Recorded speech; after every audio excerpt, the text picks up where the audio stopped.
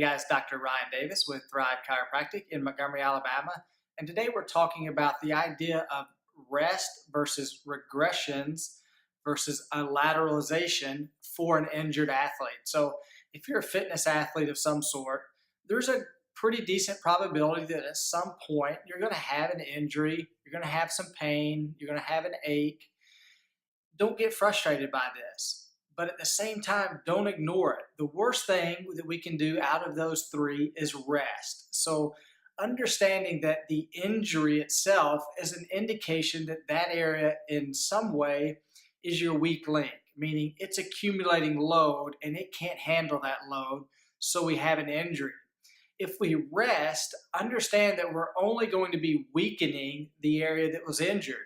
And then when we return to our activity, we're much more likely to re-injure that area than we were even before we had the injury. So we don't really ever want to rest, which brings us to our next point, which is the regression versus a lateralization. So a lateralization we'll start with is simply if we have an injury, we can lateralize, which means we're doing an exercise that gives us the same physiological adaptation without aggravating the injury. So an example would be, let's just say hip pain, or let's just say back pain when we deadlift. That's a common complaint. Well, maybe the back pain only comes on if we deadlift from the floor.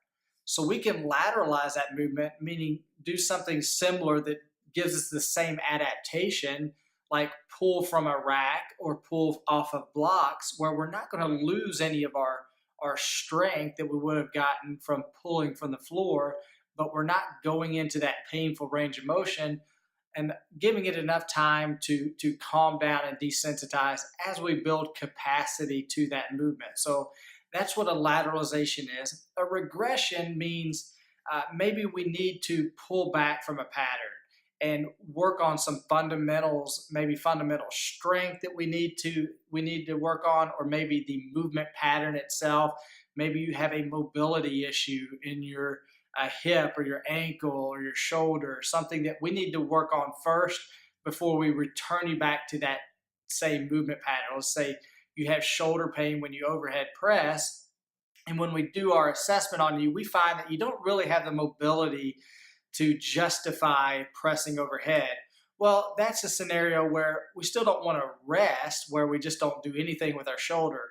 We want to use that as an opportunity to improve. So we regress and we work on shoulder mobility in the meantime as the shoulder calms down and starts to feel better. Now, when we return you back to overhead pressing, you now have the necessary mobility to press overhead without overly stressing your shoulder. So hopefully that gives you an idea of what we would offer injured athlete as more of a coach than a clinician, which is what do you need to be doing in the injury period?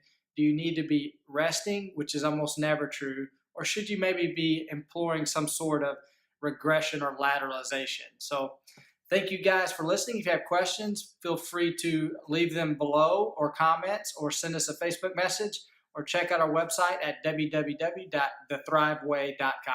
Thanks.